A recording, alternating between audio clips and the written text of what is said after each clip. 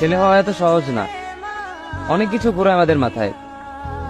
সব তো তোমারে বইলা বোঝানো যাবে না, তারপরও কিছু বলি শোনো। আমরা ছেলেরা বউর সামনে মার সাথে ভালো করে কথা বললে মার আঁচলে থাকা সন্তান, আবার মার সামনে বউর সাথে ভালো করে কথা বললে বউর গোলাম। নিজের ছেলে মেয়েদের যদি মারি আমাদের দয়া মায়া নাই, আর ওই ছেলে মেয়েদের যদি কিছু না বলি আশকারা দিতেছি। নিজের বউরে দিয়া যদি জব করাই সেই ক্ষেত্রে আমি বউর কামাই খাই, আর যদি বউরে দিয়া জব না করাই আমি সন্দেহ করি।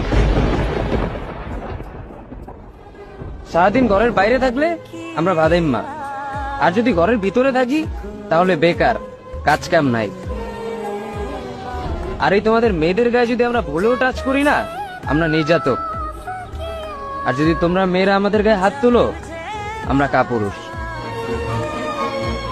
আর একটা ছেলে কি বা করে পুরা লাইফে নিজের জন্য? মার ওষুধের থেকে শুরু করে বউ বাচ্চার প্রত্যেকটা শখ পালন করার দায়িত্ব একটা পুরুষের। কিন্তু কি লাভ এত কিছু কইরা? দিন শেষে একটা ভুল করলেই সবাই ভুলা যায় যে কে কি করছে তার জন্য।